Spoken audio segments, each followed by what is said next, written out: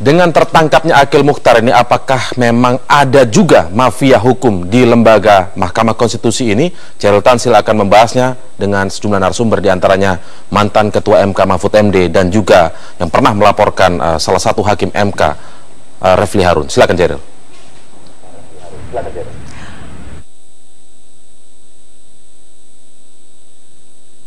Sudah hadir juga di gedung MK ini ada Pak Refli Harun yang tadi sudah Anda perkenalkan. Saya hampiri dulu narasumber saya. Halo, selamat malam Pak Refli. Ya, terima kasih atas waktunya.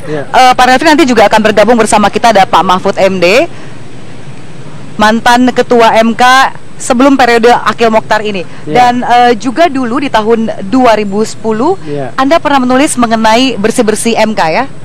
Iya, baik. Saya akan sapa dulu Pak Mahfud.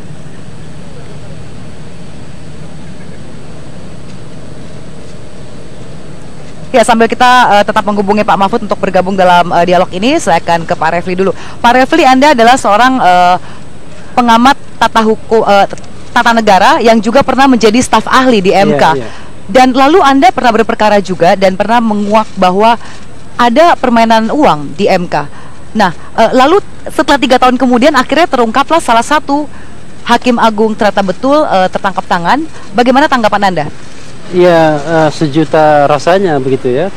Artinya kan dari sisi manusiawi saya mengatakan bahwa kejadian semalam dan hari ini adalah mengkonfirmasi dari apa yang saya pernah katakan, bahwa ada hakim MK yang bermasalah. Pada waktu itu konteksnya saya mengatakan pemerasan begitu.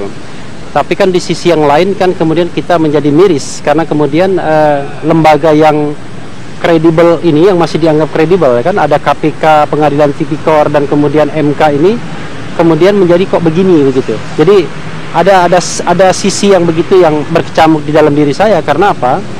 Karena saya seperti sudah dikatakan tadi pernah menjadi staf ahli di Mahkamah Konstitusi 2003-2007. Dan pada waktu itu ya sekecil apapun peran kita berusaha bagaimana membangun MK sebagai pengadilan yang terpercaya begitu. Itu strategic planning yang kita rumuskan.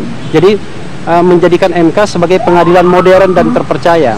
Tetapi memang menjadi tidak mudah bagi MK ketika kasus pemilu kada mulai masuk pada tahun 2008. Dan kemudian kita tahu bahwa pilkada ini adalah racing. Orang mau keluar berapapun uang untuk memenangkan kontes pemilu kada.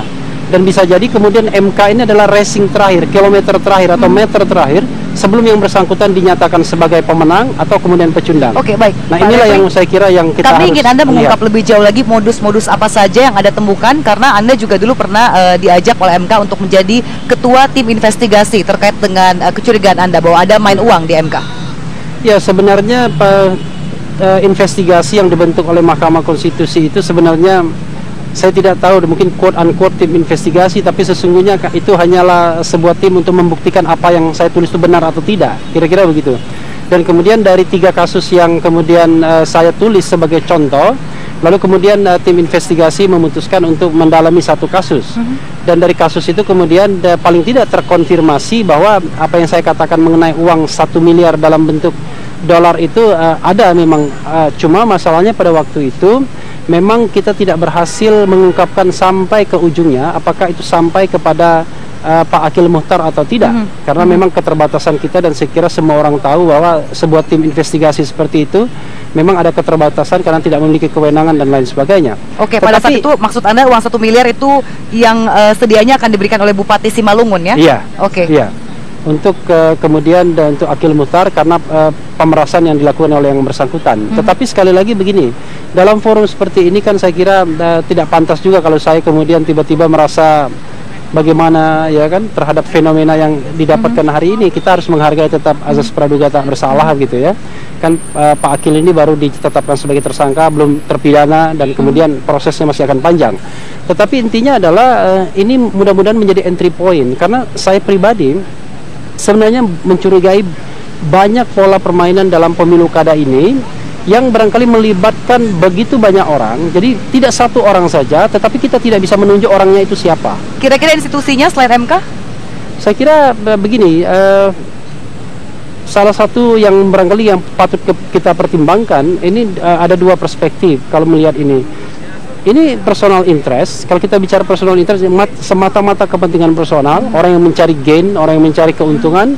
Kedua, bisa saja mungkin ada kepentingan kelompok di sana, kepentingan organisasi di sana, bahkan kepentingan partai politik di sana. Baik. Nah, ini yang saya kira yang kita harus lihat secara lebih jernih. Baik, Pak Refli, tahan dulu. Sudah bergabung dengan kita juga Pak Mahfud MD, langsung dari kantor masih di Jakarta juga. Pak Mahfud, selamat malam. Yo, malam Sheryl, malam Mas Refli. Malam Sheryl, malam Mas Refli. Ya, selamat malam Prof. Ya, Pak Mahfud, di periode Anda pada saat itu Pak Refli juga sempat mengemukakan ada main uang di MK dan lalu dibentuklah tim investigasi, tapi ternyata tidak terbukti. Lalu 3 tahun kemudian terjadilah tangkap tangan di mana melibatkan uang sekitar 3 miliar rupiah. Tanggapan Anda, Pak Mahfud? Ya, benar semua dua-duanya. Jadi pada waktu itu saya kira tidak ada cara yang lebih hebat daripada yang dilakukan oleh MK ketika Mas Refli menulis tentang sesuatu yang katanya ada pemerasan. Kita suruh buktikan, dan hasil pembuktiannya itu sudah kita laporkan bersama-sama ke KPK dan sudah diperiksa oleh KPK. Apakah ada cara yang lebih baik dari itu? Menyerahkan ke KPK sesudah diminta dulu bukti awalnya. Dan KPK sampai sekarang meskipun sudah memeriksa banyak orang, tidak menemukan apa-apa kasus itu. Nah, yang sekarang ini kasus yang berbeda karena kasus ini kan pemilu kada tanggal 9 September. Baru 2 minggu atau 3 minggu yang lalu. Sehingga mungkin benang merahnya bisa dicari, tetapi yang dulu sudah diungkap dengan berbagai cara. Bahkan kami juga membentuk Dewan Kehormatan, meskipun tidak ada yang berani mengadu pada saat itu, sehingga kita membentuk Dewan Kehormatan dengan formula atas permintaan yang bersangkutan, bukan karena pengaduan orang, karena tim itu sendiri diminta tanda tangan untuk mengadu juga tidak berani. Lalu kita formula, oke, kalau Anda mau minta ini diadili Majelis Kehormatan, biar Pak Akil yang mengajukan permohonan untuk minta diperiksa. Sehingga kami meskipun tidak alasan kemudian membentuk tim itu. Semua sudah dilakukan, ke polisi sudah, ke KPK sudah, Majelis Kehormatan sudah. Nah, sekarang ini benar terjadi pada saat ini, ya satu musibah yang luar biasa, dan saya kira semua orang marah gitu. Semua orang marah terhadap kasus ini. Sheryl. Iya. Baik, Pak Mahfud. Pak Mahfud, saya harus jeda dulu Pak Mahfud, dan nanti pemirsa usai jeda ini saya akan lebih tajam lagi akan mencoba meminta Pak Refli untuk menceritakan lagi modus-modus apa sebenarnya yang dipakai dalam permainan uang di MK. Kami akan segera kembali saat lagi.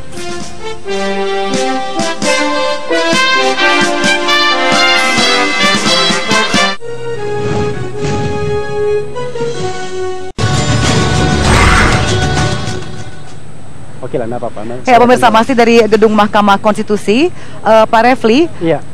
Nama Pak Hambit Binti ini sebenarnya calon bupati dari kubu petahana di Gunung Mas, dan dari data yang kami peroleh di lapangan pun sebenarnya memang suaranya juga sudah lebih tinggi daripada calon lainnya.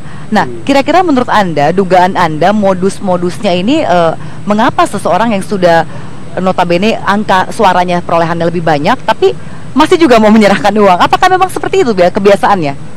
Iya, ini analisis ya. Kalau fakta nanti saya kira kalau soal fakta Pak Mahfud, Prof Mahfud saya kira jauh lebih banyak tahu. Iya, dan masih diinvestigasi juga oleh KPK. Tapi begini, kalau kita melihat kasus pemilu kada ini, kan akan ada dua pihak yang berperkara. Pihak yang memohonkan dan pihak terkait. Kalau termohon KPU itu kan cuma figuran saja sesungguhnya, tapi ini pihak yang saling berhadapan. Nah, pertanyaannya adalah jangankan yang kalah, yang menang pun kemudian ini rentan juga untuk kemudian diperas. Kenapa? Karena kan dia ingin mempertahankan kemenangannya. Maka kemudian misalnya dalam kasus yang saya investigasi, kemudian saya tuliskan, disebutkan pada waktu itu Pak Akil kemudian dalam tanda kutip mengancam. Jadi kalau misalnya kasus tidak diberikan uang, maka kemudian dia akan dikalahkan kasus Bupati Simalungun ini. Padahal pada waktu itu kemenangannya 40.000 perbedaannya. Nah, kenapa begitu? Saya pagi tadi bersama Ketua DPR, saya kira ada istilah yang barangkali publik juga perlu ketahui. Itu seperti menembak orang di atas kuda, menembak di atas kuda. Jadi sesungguhnya tanpa diapa-apakan, barangkali saja Pak Binti ini sudah menang, tetapi mungkin kekhawatiran yang bersangkutan itu dimanfaatkan oleh pihak-pihak mafia perkara ini untuk kemudian mengeruk keuntungan. Jadi kalau kita lihat misalnya dari kasus ini kan, yang mengusulkan merah kan sesungguhnya kan partainya berbeda. Kemudian brokernya kuning, yang dihubungin kuning. Nah ini menunjukkan pola ini, menurut saya ada personal interest di sana, tapi juga mungkin ada juga pola-pola lain yang sangat terkait dengan kemungkinan kepentingan kelompok atau kekuatan politik. Analisa Anda lebih kuat ke arah mana? Karena juga publik mulai menduga-duga ini personal interest untuk pribadi saja atau untuk partai? Saya kira dua-duanya. Dua-duanya. Tidak bisa dilepaskan. Tidak bisa dilepaskan karena kita ini kan ada hajatan pemilu. Saya kira kandidat membutuhkan dana yang besar ya untuk kemudian berkampanye, tapi dia juga ingin menanam jasa kepada elected, ya kan, kepala daerah terpilih. Dan ini saya kira tidak bisa diselesaikan hanya analisis hukum dari orang hukum seperti saya, barangkali perlu perspektif lain dari perspektif politik. Tapi yang ingin saya katakan adalah ini harus menjadi entry point bagi MK. Saya sama Prof. Mahfud ini sama saja sebenarnya, sama-sama cinta MK. Cuma mungkin berbeda cara dan posisinya saya kira. Nah, saya kira ini adalah momen untuk melakukan pembersihan dan pembenahan di MK. Kenapa begitu? Saya katakan demikian. Karena kalau kita bicara tentang misalnya yang terlibat satu orang, tetapi kalau kita bicara karakteristik mafia peradilan atau mafia hukum, tidak mungkin kan satu orang bekerja. Pasti ada pihak lain yang terlibat, entah itu eksternal atau internal. Nah, sekarang membersihkan eksternal dan internal itu adalah saya kira tugas mulia institusi MK ini, agar kemudian bisa kemudian mengembalikan kredibilitas dan kepercayaannya. Saya akan ke Pak Mahfud dulu. Pak Mahfud, saya akan mengutip ini kata-kata Anda. Dari 400-an sengketa pemilu kada, 50% menawarkan suap ke MK. Berarti memang banyak sekali ya Pak tawaran-tawaran yang masuk ke MK. Dan apakah Pak Mahfud sendiri juga pernah mendapatkan tawaran ini?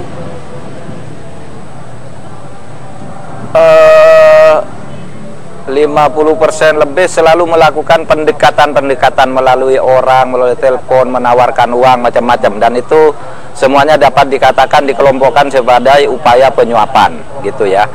Nah, apakah saya pernah mendapat tawaran? Saya sudah sering katakan, saya sering melapor ke polisi betapa orang di daerah misalnya menggunakan nama saya, orang yang kalah berperkara itu lalu kirim berita kepada saya bahwa saya sudah kirim uang ke Bapak kok kalah. Lalu saya tanya, Bapak ngirim uang ke siapa? Melalui si A, si B yang ternyata pengacaranya. Lalu saya laporkan ke polisi gitu. Nah, seperti itu kadang-kala banyak terjadi juga. Ada juga yang langsung kepada saya minta tolong-tolong lah Pak Mahfud yang biasa ditawarkan dan macam-macam. Lalu macam-macam ya, macam-macam, tidak pernah ditunjukkan ke mata. Pokoknya dia bilang ada uang ini, ada uang itu.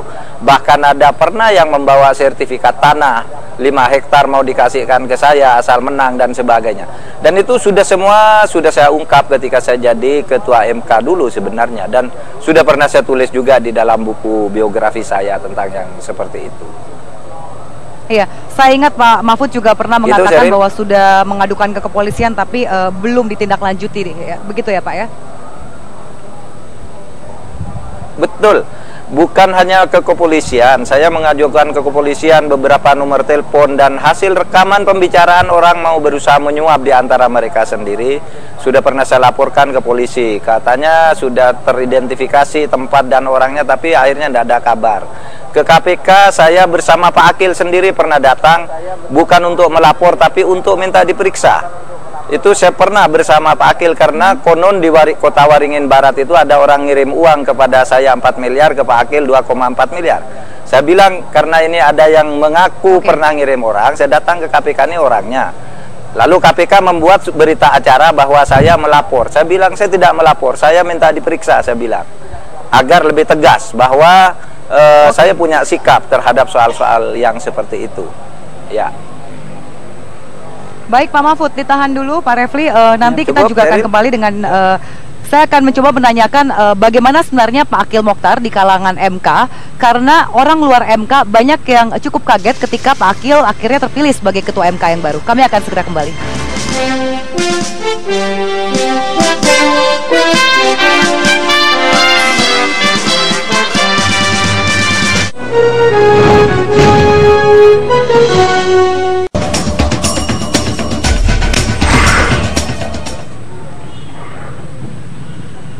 Ya, masih dari Mahkamah Konstitusi, Pak Refli. Ya. Sebelum saya berdialog dengan Anda dan juga Pak Mahfud, saya sempat menelpon beberapa orang praktisi hukum. Ya. Dan mereka mengatakan ini hanyalah cerita lama yang terkonfirmasi.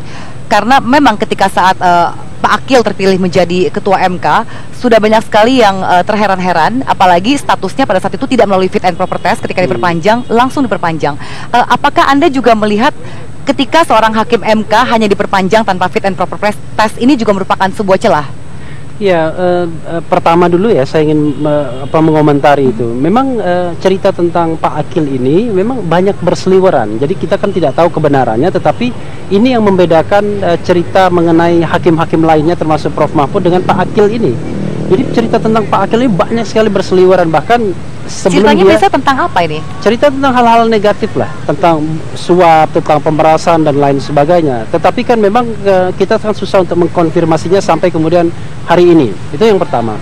Yang kedua, saya pun termasuk orang yang mengatakan proses pemilihan di DPR itu ilegal. Kenapa begitu?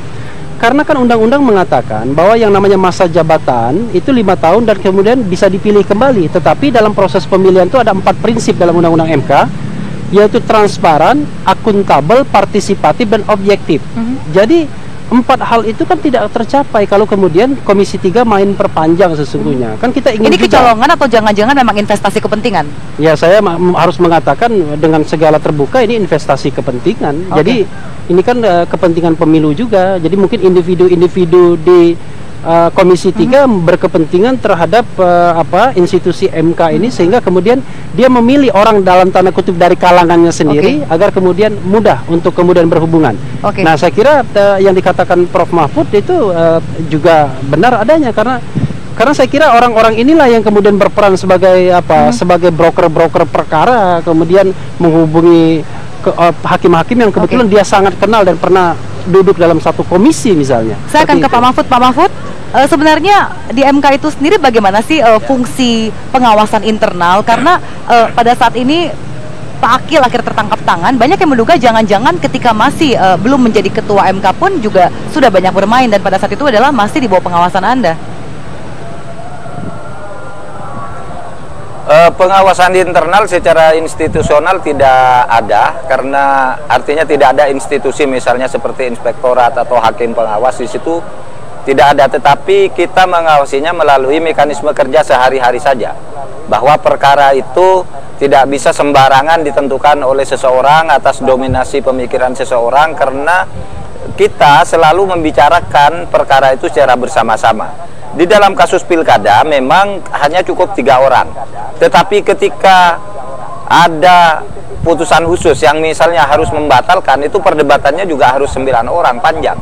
Tetapi kalau misalnya orang kalah 400.000 lalu berperkara, kemudian hakimnya hanya melaporkan, Pak ini sudah tidak masuk akal untuk dikabulkan, ya sudah jalan, tidak usah diperdebatkan.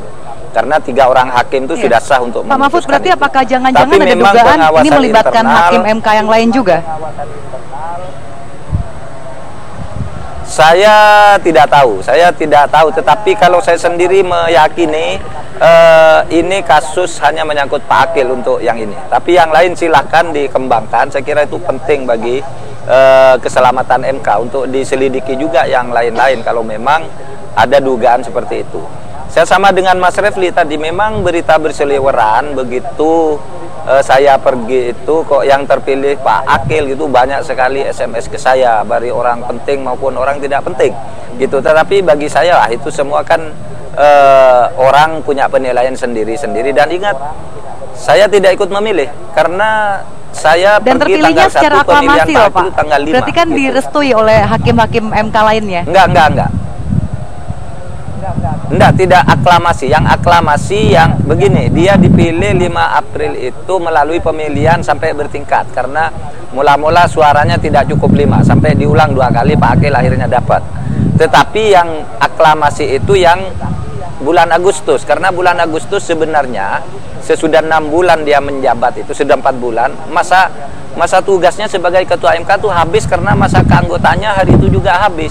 Nah, tetapi hakim MK pada waktu itu rupanya mengambil kesepakatan, sudahlah diteruskan sampai 1 periode berikutnya gitu, tidak dipotong di tanggal 18 seperti zaman Pak Jimli dulu. Pak Jimli dulu dipotong tanggal 18 itu karena hari itu dia berhenti sebagai anggota sehingga sebagai ketua pun berhenti. Lalu terpilihlah saya di situ.